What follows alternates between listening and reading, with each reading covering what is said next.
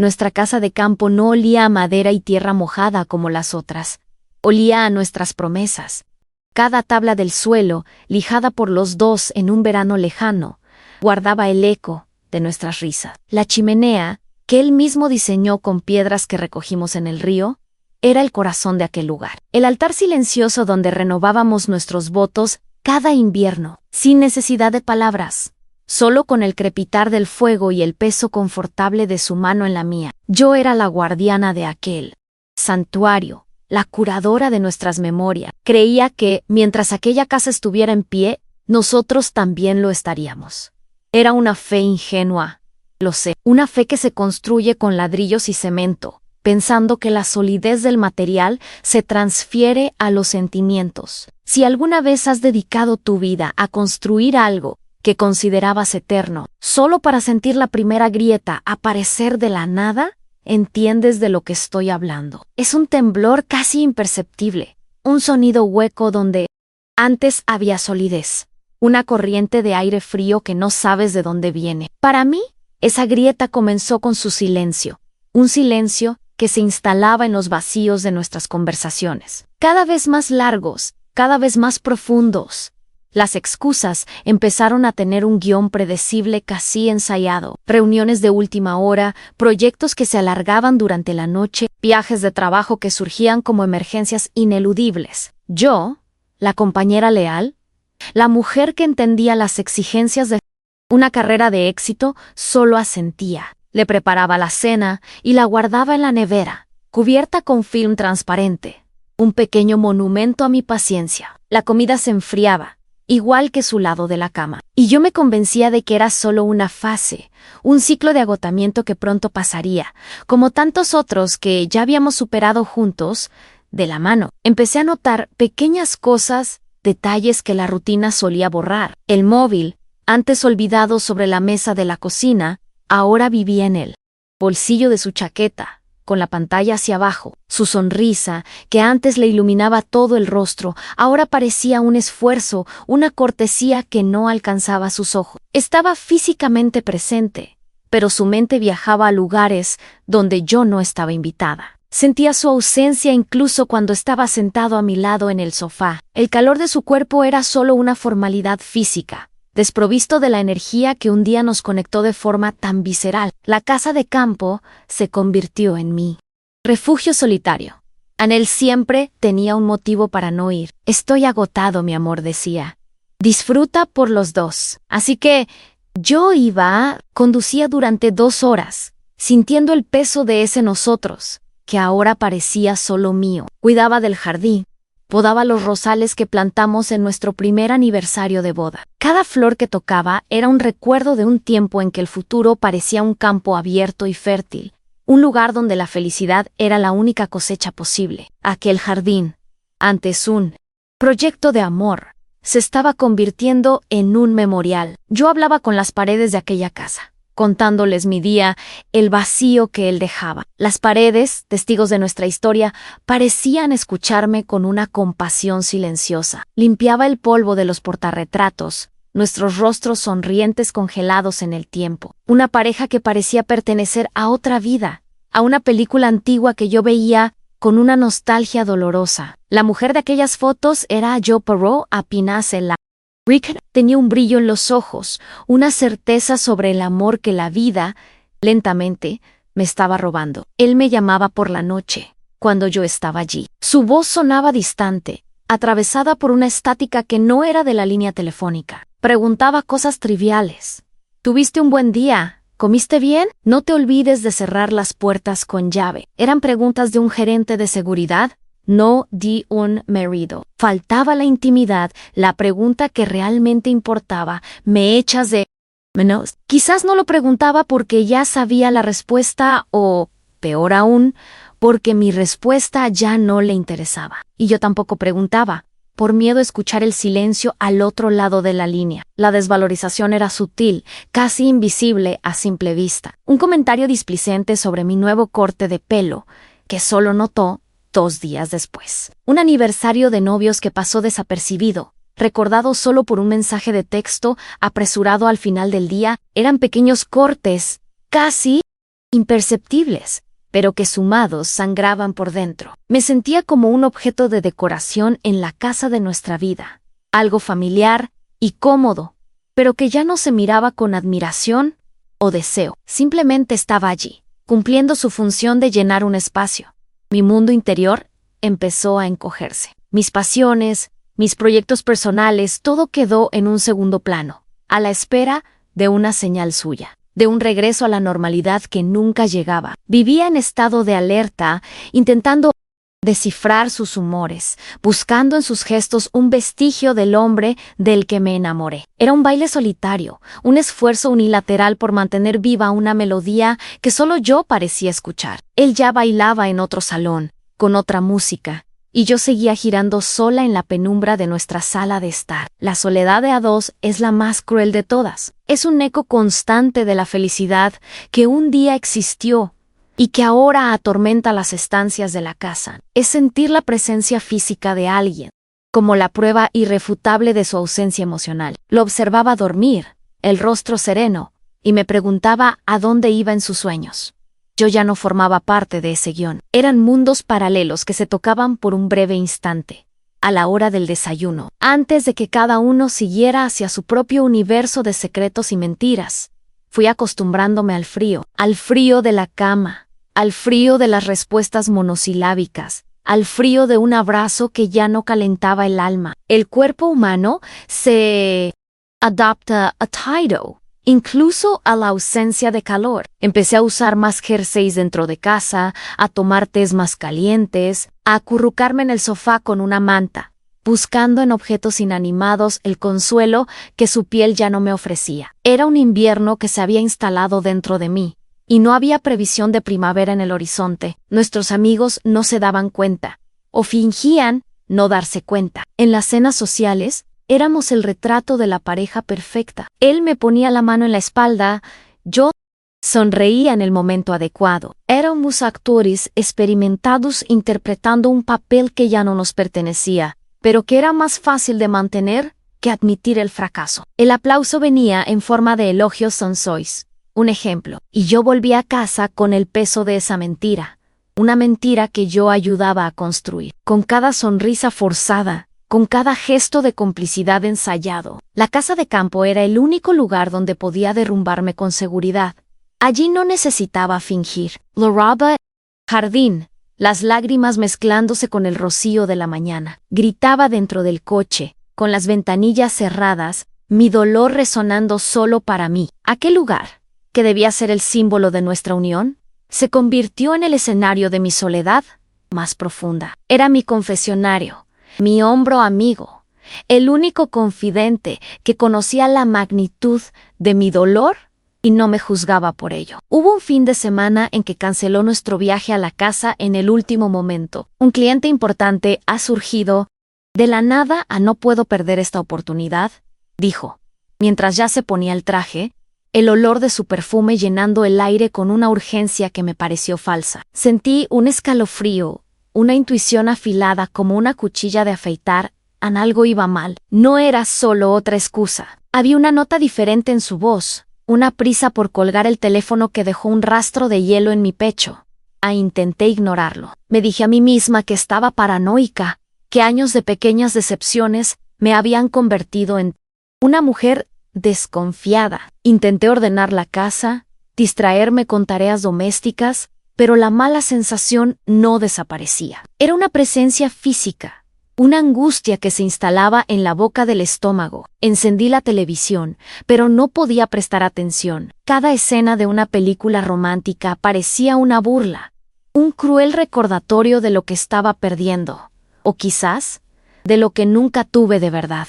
La fragilidad humana es fascinante. Construimos barreras, creamos narrativas de seguridad, nos aferramos a rutinas como si fueran salvavidas. Y entonces, un simple detalle, una palabra fuera de lugar, un tono de voz extraño, es suficiente para derribarlo todo. Nuestra fortaleza, que parecía inquebrantable, se revela como un castillo de naipes, listo para desmoronarse al primer soplo de viento. Aquella noche, sentí ese soplo y supe, con una certeza aterradora, que la tormenta estaba a punto de comenzar. Miré por la ventana de nuestra casa en la ciudad y vi cómo empezaba a llover. Cruces.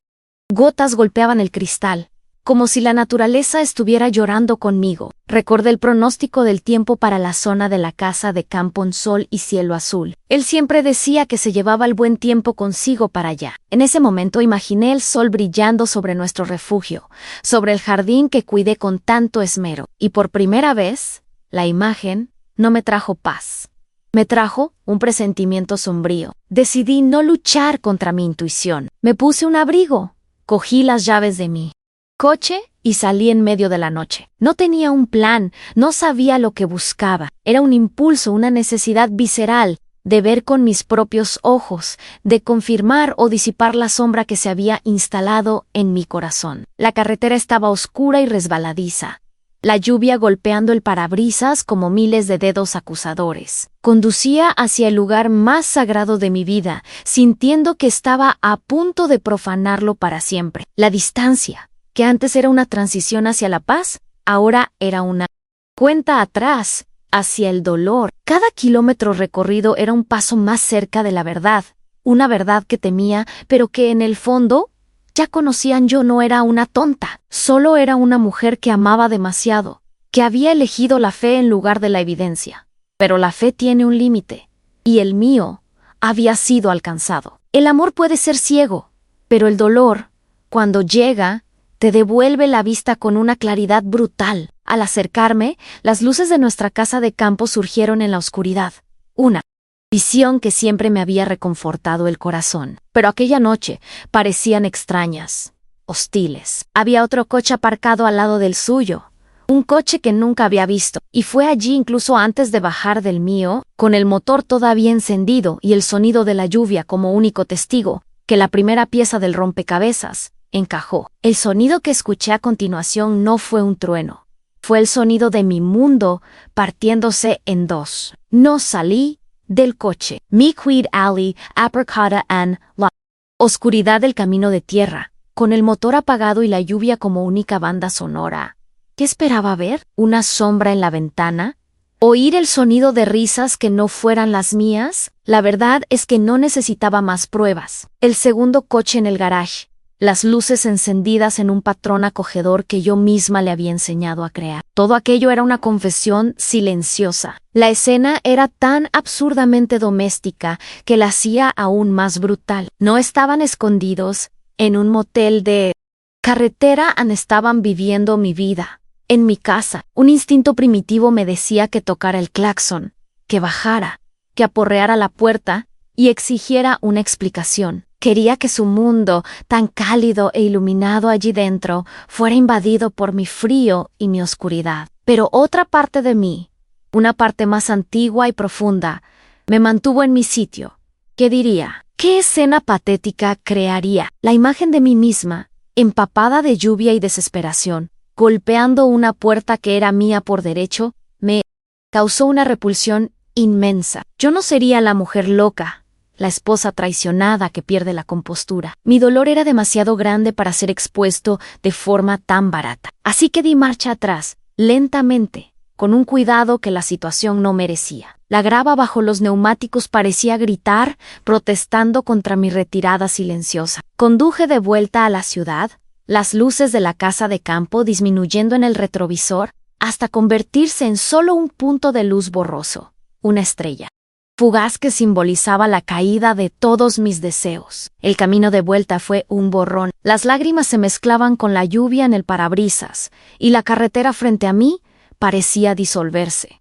No estaba huyendo de la escena del crimen. Estaba huyendo de la mujer en la que me vería obligada a convertirme si me quedaba. Llegué a casa cuando el día comenzaba a clarear. Nuestra casa en la ciudad parecía un escenario de teatro, un lugar extraño e inauténtico. Su lado de la cama estaba intacto, exactamente como lo había dejado. Me acosté en el espacio vacío y sentí el frío de la tela. Intenté encontrar su olor en las almohadas, pero todo lo que sentí fue el olor a ausencia. La humillación comenzó a instalarse, no como una ola de ira, sino como un veneno lento, que se esparcía por mis venas, paralizando cada músculo, cada pensamiento. Era una intrusa en mi propia vida. Llegó a media mañana tarareando, trajo pan recién hecho de la panadería y una sonrisa cansada que atribuyó al trabajo agotador. El proyecto fue un éxito, dijo, besándome la coronilla. El olor de ella estaba en él. No era un perfume obvio, sino una mezcla sutil de piel, de jabón, de otra habitación, de otra vida. Era el olor de mi anulación. Miquit Ali, de pie en la cocina, sujetando la taza de café con ambas manos para que no viera cuánto temblaban. Lo observé moverse por el espacio que compartíamos con una naturalidad que me revolvió el estómago. Asentí, sonreí, desempeñé mi papel, le pregant pour, el proyecto, y él mintió con una fluidez impresionante. Había detalles, nombres, desafíos técnicos. Construyó una narrativa tan sólida como la casa de campo que habíamos levantado juntos. Y me di cuenta de que su traición no era un acto impulsivo, un error. Era un proyecto paralelo. Una segunda vida construida con el mismo cuidado y dedicación que un día dedicó a la nuestra. El dolor se ahondó, transformándose en algo más oscuro a la constatación del desprecio. No solo era traicionada, los días siguientes fueron un ejercicio de supervivencia silenciosa. Me movía por la casa como un fantasma, realizando tareas en piloto automático. La comida no tenía sabor, los colores parecían desvaídos, los sonidos llegaban amortiguados, como si estuviera bajo el agua. El dolor era físico, una presión constante en el pecho, una dificultad para respirar hondo. Miraba nuestro álbum de bodas y veía a dos personas extrañas. Dos actores en una película cuyo trágico final solo yo conocía. En cada promesa registrada en aquellas fotos, ahora sonaba como una broma de mal gusto. Me obsesioné con descubrir quién era ella, no por celos, sino por una necesidad de entender la dimensión de la profanación. Una noche, mientras él dormía, cogí su móvil. El corazón me latía tan fuerte que podía oírlo en mis oídos. No había contraseñas. Un descuido arrogante de quien se siente intocable. No necesité buscar mucho. Los mensajes estaban allí, intercambiados mientras él estaba trabajando. Hasta tarde. Se llamaba Claran, y los mensajes no hablaban solo de deseo, hablaban de futuro, hablaban de nuestra casa de campo. A ella le encantaban los rosales que yo planté. Creía que la vista desde el porche era la más hermosa del mundo. Sugirió que deberían instalar un columpio en el viejo árbol del jardín. Un sueño que era mío. Él estaba de acuerdo en todo, prometiéndole a ella pedazos de mi vida, de mis sueños, como si fueran suyos para darlos. Con cada palabra que leía, Senshakyu mi. Robaban un pedazo de mi identidad, lo reempaquetaban y se lo entregaban a otra. Aquella casa ya no era mi santuario, era su nido de amor, construido sobre las ruinas de mi historia. Fue entonces cuando vi su foto. Estaba en el perfil de una red social, una mujer guapa, sonriente, con el tipo de brillo en los ojos que yo recordaba haber tenido un día. Y en su foto de perfil, a su lado, había un hombre con una mirada amable y una sonrisa que no parecía llegar a los ojos, igual que la mía. Había dos niños, una familia. El pie de foto decía a mis amores, mi vida. La mentira de él era la mentira de ella. ¿Y mi dolor? Me di cuenta en ese instante, tenía un espejo en algún lugar de esa ciudad. El dolor creció en capas. Primero, el dolor de la traición, la ruptura de la confianza. Después, el dolor de la humillación, por haber ocurrido en nuestro lugar sagrado. Luego, el dolor del desprecio, al darme cuenta de la premeditación y la planificación. Y ahora, una nueva capa, más compleja, el dolor de la injusticia compartida. Aquel hombre, su marido, probablemente también estaba en casa, esperando a la esposa que volvía de un viaje de trabajo, creyendo en la misma ficción que yo. Éramos los actores secundarios silenciosos en su gran historia de amor. Quédate conmigo hasta el final, porque a veces la peor traición no es la que te rompe el corazón, sino la que intenta convencerte de que nunca tuviste un verdadero hogar. Miraba las paredes de nuestra casa, los cuadros que elegimos, los muebles que montamos, y todo parecía pertenecer a otra persona. Estaba viviendo en un fraude, un escenario montado para la conveniencia de un hombre que me veía como parte del mobiliario. La rabia comenzó a bullir bajo la superficie de mi tristeza, pero no era una rabia caliente, explosiva. Era una rabia fría, calculadora. Ya no podía mirar a mi marido. Cada gesto de cariño suyo me parecía un insulto. Cada te quiero sonaba como una ofensa. Evitaba sus caricias, poniendo excusas de cansancio o dolor de cabeza. El abismo entre nosotros, que antes era llenado por mi esfuerzo, ahora estaba expuesto, vasto e infranqueable. Él pareció no notarlo, o quizás sintió alivio. Mi distancia le daba más espacio para habitar su otra vida, sin la molestia de mi presencia emocional. La idea surgió en medio de una noche de insomnio. Una idea tan clara y afilada que cortó la niebla de dolor que me envolvía. No iba a confrontarlo. No iba a darle el escenario para más mentiras, para falsas promesas de arrepentimiento. No iba a darle a ella el poder de ser el motivo del fin de mi matrimonio. No merecían un drama, una explosión, una escena catártica, merecían el silencio. Merecían la consecuencia desnuda y cruda de sus elecciones, presentada no como una acusación, sino como un hecho consumado. Pasé un día entero investigando. Encontré el nombre de su marido. Ricardo, encontré su lugar de trabajo, su número de teléfono profesional. Miraba su foto en internet, el rostro de un hombre decente, y sentía una extraña y melancólica camaradería.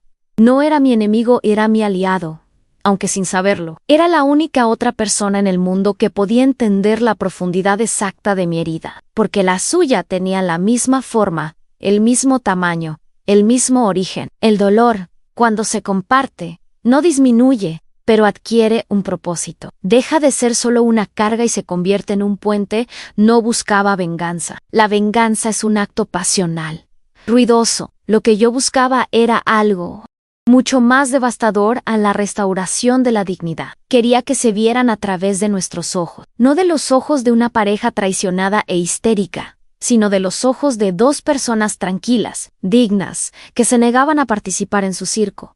El sufrimiento me dio una claridad que nunca había tenido. Me despojó de todas las ilusiones, de todas las esperanzas infantiles de que el amor era suficiente para arreglarlo todo. El amor no arregla la falta de carácter. El amor no reconstruye el respeto una vez que ha sido demolido. Me di cuenta de que mi lucha no era para salvar mi matrimonio, era para salvarme a mí misma, para asegurar que, cuando todo se derrumbara, yo siguiera en pie, no sobre las ruinas de lo que perdimos, sino sobre el cimiento sólido de mi propio autorrespeto. Miraba el teléfono, el número de Ricardo anotado en un trozo de papel. Durante horas, ese número pareció el objeto más pesado del mundo. Hacer esa llamada era cruzar un punto de no retorno, era transformar mi dolor pasivo en una acción deliberada. Era el fin de mi intento de entender y el comienzo de mi necesidad de actuar, no con gritos ni acusaciones,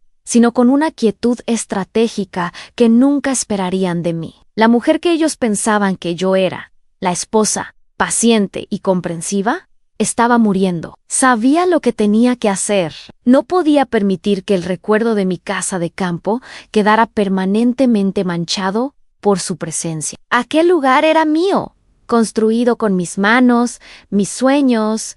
Mi amor en sí estaba siendo utilizado como escenario para mi humillación. Entonces yo cambiaría el guión. Me convertiría en la directora de la escena final.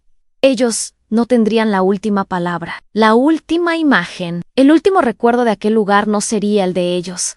Riendo en mi porche, sería el mío. Finalmente, respiré hondo y cogí el teléfono. El corazón me martillaba en el pecho, pero mi mano estaba firme en marqué el número. Con cada tono de la llamada, sentía cómo se desprendía una capa de miedo, reemplazada por una resolución gélida. Un hombre respondió, su voz sonando profesional, un poco cansada. Ricardo al habla. Cerré los ojos, imaginé su rostro de la foto, la mirada amable, y dije las palabras que sellarían nuestro destino y el de ellos. A mi nombre es Elena. Creo que tenemos un problema en común. Hubo un largo silencio al otro lado de la línea. No fue un silencio de confusión, sino de reconocimiento. Un silencio pesado, cargado con el peso de todas las pequeñas desconfianzas, de todas las mentiras tragadas, que de repente encontraban su lugar. Cuando Ricardo finalmente habló, su voz era baja, casi un susurro, donde no preguntó, ¿cómo? Ni quién. Solo necesitaba la ubicación, la coordenada geográfica de su dolor, le di la dirección de nuestra casa de campo, el lugar que para mí era un santuario y que, para él, estaba a punto de convertirse en una tumba para sus ilusiones. Quedamos en vernos al día siguiente, en un café discreto a medio camino. Lo vi llegar, y era exactamente como en la foto, un hombre con hombros que parecían cargar un peso invisible. Nos sentamos uno frente al otro, dos generales de ejércitos derrotados planeando una última y digna retirada. No hubo llanto, no hubo desahogo. Hablamos con la precisión de cirujanos, discutiendo hechos, horarios, patrones. Descubrimos que sus viajes de trabajo estaban perfectamente sincronizados. La complicidad entre nosotros no era de atracción, sino de testimonio. Éramos las únicas personas en el mundo que conocían la verdadera profundidad de la mentira del otro. La presenté y mi plan. No era un plan, en realidad. Era una propuesta de presencia. Van a ir allí el fin de semana, le dije. Quiero estar allí cuando lleguen. Quiero que estés conmigo. Le miré directamente a los ojos y vi mi propio dolor reflejado allí. Vi el miedo, la humillación, pero también vi una chispa de algo nuevo, a la posibilidad de no tener que enfrentar aquello solo. No dudó, Ann solo asintió. Una única. Besan en aquel ruidoso café, sellamos nuestro pacto silencioso, una alianza forjada en la más íntima de las traiciones. El viaje en coche hasta la casa de campo fue el más largo de mi vida. El silencio dentro de mi coche era denso, casi palpable. Ricardo miraba por la ventana, el paisaje pasando como una película muda. No intentamos llenar el vacío con conversaciones triviales. Nuestro silencio era un lenguaje propio, una comunión de sufrimiento que las palabras solo abaratarían. A cada kilómetro, sentía como la mujer que yo era se deshacía, dando paso a una versión de mí misma más fría, más dura, forjada en el fuego de la decepción. No iba a buscar respuestas, iba a afirmar una verdad. Cuando llegamos, el sol de la tarde bañaba la casa con una luz dorada y melancólica. Estaba todo tranquilo, pacífico, una paz que era una mentira. Usé mi llave para abrir la puerta. El sonido de la cerradura girando resonó en el silencio como un disparo al entramos. El aire estaba impregnado de su... Había 2 copas de vino sobre la mesita de centro, una manta tirada descuidadamente en el sofá, un libro que nunca había visto junto a la chimenea. Eran pequeños vestigios de su vida en la mía, pequeños monumentos a mi exclusión. Ricardo caminó por la sala, tocando los objetos como si estuviera en un museo. El museo del fin de su matrimonio. Vi sus ojos posarse en una bufanda de mujer colgada en el respaldo de una silla. No dijo nada, pero vi la contracción en su mandíbula, un espasmo. De dolor contenido en yo, por mi parte, sentí una calma gélida. Aquel lugar ya no me pertenecía emocionalmente. Al verlo profanado por los detalles íntimos de otros, perdió su poder sobre mí. Se convirtió en solo una casa, un conjunto de paredes y muebles. El santuario había sido demolido, preparé café, el acto más banal y doméstico del mundo. Pero, en aquel contexto, pareció un acto de desafío. La cafetera hizo su ruido familiar. El olor a café llenó el aire, superponiéndose al perfume de ella, que todavía flotaba en la sala. Serví 2 tazas, una para mí, otra para Ricardo. Nos sentamos en el sofá, uno en cada extremo. Las tazas humeantes intactas frente a nosotros, y esperamos. La espera era nuestra arma. La tensión en la sala era una cuerda tensa, vibrando con todo lo que no se decía. Las horas se arrastraron. El sol comenzó a ponerse, pintando el cielo con colores de fuego y sangre. Las sombras se alargaron dentro de la sala envolviéndonos. No sentía miedo, no sentía rabia. Una extraña serenidad, la calma de quien ya lo ha perdido todo y por lo tanto no tiene nada más que temer. Estaba allí para ser testigo de mi propia liberación. Ricardo a mi lado parecía haber llegado al mismo estado de ánimo. Éramos 2 estatuas, guardianes silenciosos de una verdad que estaba a punto de ser revelada. Entonces, oímos el sonido de su coche, el ruido del motor acercándose, el sonido familiar de la grava siendo aplastada por los neumáticos. Mi corazón dio un único y fuerte pulso y luego se calmó. Miré a Ricardo, en él me miró a mí. Un asentimiento casi imperceptible fue toda la comunicación que necesitamos. Estábamos listos. La puerta se abrió y el sonido de la risa de ella llenó la casa. Una risa ligera, feliz, despreocupada. El sonido de su felicidad, construida sobre nuestro dolor. Entraron de la mano, todavía riendo de alguna broma privada. Mi marido fue el primero. Se detuvo en seco, la sonrisa congelándose en su rostro. Su cuerpo se puso rígido, como si hubiera recibido una descarga eléctrica. Clara, que venía justo detrás, tropezó con él, aún sin entender. «¿Qué pasa, amor?», dijo y entonces nos vio. Su risa murió en su garganta, ahogada por el horror del reconocimiento. Su mundo, tan seguro y secreto, se derrumbó en ese preciso instante. El silencio que siguió fue lo más atronador que he oído en mi vida. Era un silencio absoluto, ensordecedor, llenado solo por el sonido de 4 personas respirando. Sus rostros pasaron de la sorpresa al pánico y luego a una vergüenza desnuda y patética. Nos miraban a nosotros. Luego se miraban el uno al otro, como si buscaran una salida de emergencia de una habitación que ellos mismos habían cerrado por dentro. No había a dónde huir. La realidad, en nuestra forma tranquila y sentada, era ineludible. Mi marido abrió la boca para hablar. Mi nombre salió como un graznido. Elena, no le dejé continuar. No había nada que pudiera decir que importara. Sus palabras eran monedas falsas, y yo ya no. Estaba dispuesta a aceptarlas. No quería sus excusas, sus justificaciones, sus mentiras elaboradas para intentar salvar lo que ya estaba muerto y enterrado. El poder en ese momento residía en mi silencio, en mi negativa a participar en su drama. Clara se echó a llorar. Un llanto bajo, patético. Miraba a Ricardo, el marido al que había engañado, con los ojos de una niña sorprendida en plena travesura. Él, por su parte, la observaba con una expresión de puro agotamiento, como si mirara a una completa extraña. La mujer por la que seguramente había perdido el sueño, la mujer que amaba, se había disuelto ante sus ojos, revelando a la mentirosa debajo de la fachada. El dolor en su rostro era inmenso, pero su dignidad era mayor. No sentía pena por ellos. Sentía un desprecio profundo y helado. No eran amantes trágicos, víctimas de una pasión arrolladora. Eran solo 2 personas egoístas que eligieron el camino más fácil, sin importarles la destrucción que dejaban a su paso. Lopresti, tranquila y digna, mía y de Ricardo, expuso la mediocridad de su acto. Querían la emoción de lo prohibido, pero no estaban preparados para la consecuencia de lo real. Me levanté lentamente, con una calma que no sabía que poseía. Cada movimiento era deliberado. Cogí la llave de la casa, mi llave, que estaba sobre la mesita de centro.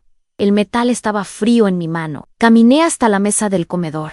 El único sonido en la sala era el de mis pasos sobre el suelo de madera que un día ayudé a lijar.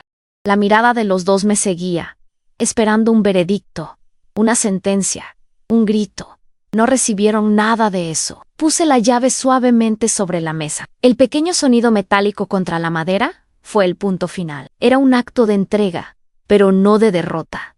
No estaba entregando mi casa. Estaba abandonando el peso muerto en que se había convertido. Estaba dejando atrás la hipoteca emocional, los recuerdos manchados, la mentira que aquellas paredes ahora representaban a mí. Estaba liberando. Me volví hacia Ricardo, que también ya estaba de pie. Ignoré por completo a los otros 2, como si fueran muebles irrelevantes para la escena. Mi mundo, en ese momento, solo me contenía a mí y al hombre que compartía mi dolor. Él era mi único testigo, mi único compañero en aquel silencioso viaje de vuelta a la dignidad. Lo miré y con la voz más firme y clara que he tenido en mi vida, dije lo único que necesitaba ser dicho: Ann, vámonos. No esperé una respuesta. Di la espalda y caminé hacia la puerta. Ricardo me siguió, un paso por detrás. No miramos atrás. No les dimos el poder de una última imagen, de una última súplica. Los dejamos allí, de pie en medio de la sala de estar, en el corazón del nido de amor que habían construido, que de repente se había transformado en una trampa fría y silenciosa. Los dejamos con el silencio, con la vergüenza y con la presencia del otro, que ahora Sospechaba, sería insoportable. Al cerrar la puerta detrás de mí, no sentí tristeza, sentí un alivio profundo. Como si me hubiera quitado un peso de 100 kilos de encima. El aire de la noche afuera era frío y limpio. Respire hondo, llenando mis pulmones con él. Era el primer soplo del resto de mi vida. No había gritado, no había llorado, no había roto un solo plato. Simplemente me había retirado. Y, en mi retirada, encontré una fuerza que ninguna confrontación jamás podría haberme dado. El viaje de vuelta a la ciudad fue aún más silencioso que el de ida, pero el silencio era diferente. La tensión se había disipado, reemplazada por un agotamiento pesado y compartido. No era el silencio de la anticipación, sino el de las secuelas. Meyer a Ricardo. Y por primera vez, vi cómo se profundizaban las líneas de cansancio en su rostro. No ganamos una guerra, solo sobrevivimos a ella. Y el costo de la supervivencia estaba estampado en nuestros rostros. Ya no era un extraño, pero tampoco era un amigo.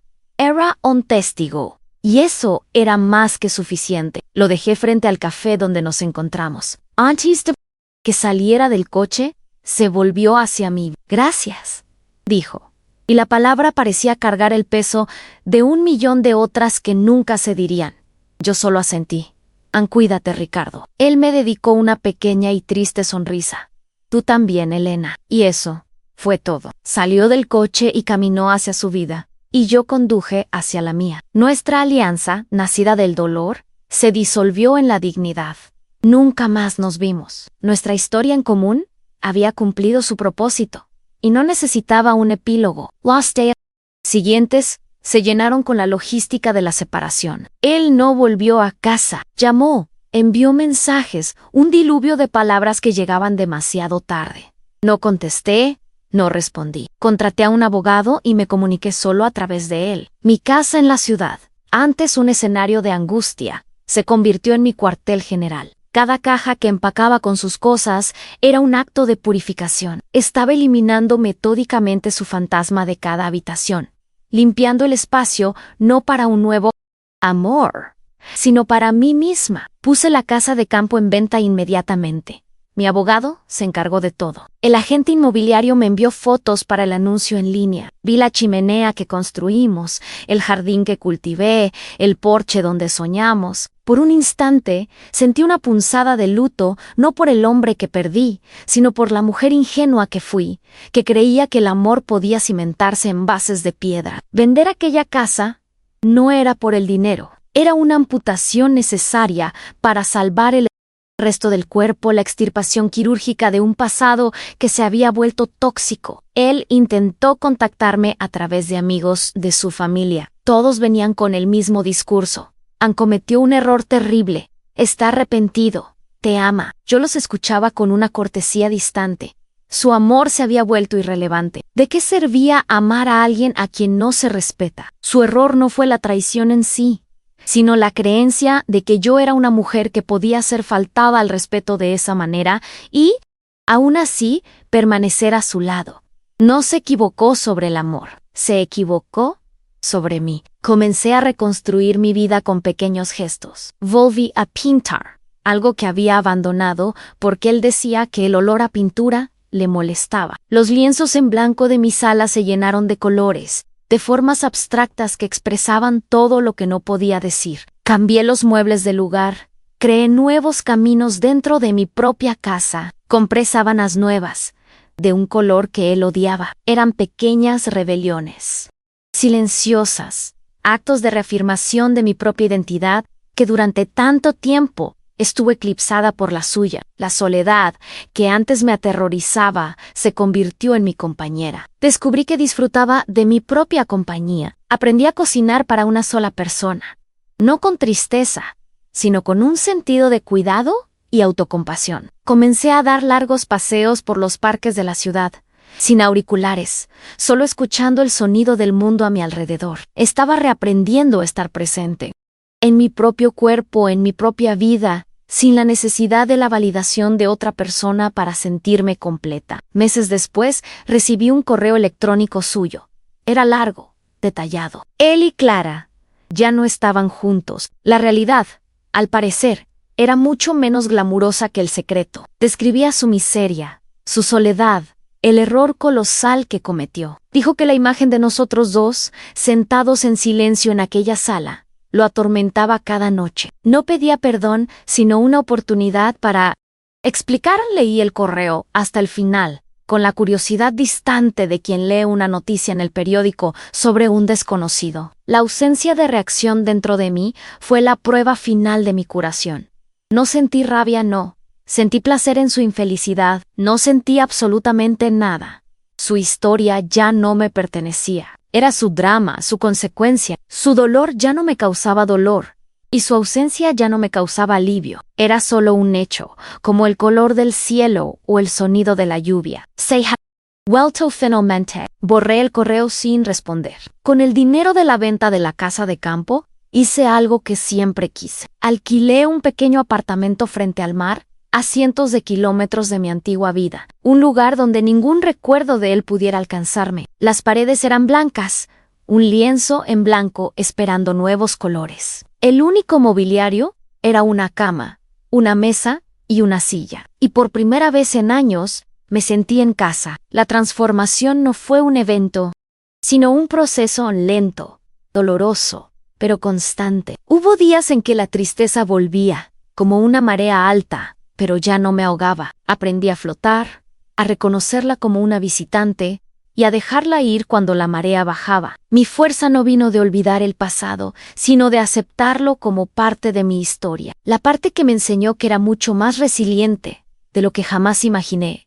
No me convertí en una persona amargada, al contrario. El dolor me hizo más compasiva, más atenta a las grietas silenciosas en la vida de los demás. Pero también me hizo más selectiva. Mi círculo de amistades se redujo, pero se fortaleció. Aprendí que la verdadera intimidad no se construye sobre grandes promesas, sino sobre el respeto silencioso y constante que se manifiesta en los pequeños gestos del día a día. Un día, caminando por la playa, vi a una pareja construyendo un castillo de arena con sus hijos. Sonreían, felices. Sentí una punzada de nostalgia, no por la vida que tuve, sino por la fe que un día poseía. La fe en la permanencia, en la solidez. Y entonces el mar vino y deshizo el castillo, y los niños lloraron por un instante. Antes de empezar a reír y a construir uno nuevo, un poco más lejos del agua, sonreían. La vida era eso. No sé lo que el futuro me depara. No sé si volveré a enamorarme. Pero esa pregunta, que antes definía mi existencia, ha perdido su urgencia. Mi valor no está ligado a ser esposa, a ser pareja, a ser la mitad de alguien. Mi valor está en ser entera, por mí misma. La paz que tanto busqué no estaba en una casa de campo, ni en los brazos de un hombre. Estaba dentro de mí, esperando pacientemente a que la encontrara. A veces, me siento en mi pequeño balcón, mirando el océano, y recuerdo aquella noche. La lluvia, el silencio, la llave sobre la mesa. No siento dolor. Siento una extraña gratitud por aquella mujer asustada que condujo en la oscuridad. Ella no lo sabía, pero estaba conduciendo hacia sí misma. Necesitó perder el hogar que construyó por fuera, para finalmente encontrar lo que importaba en el hogar que se construye por dentro.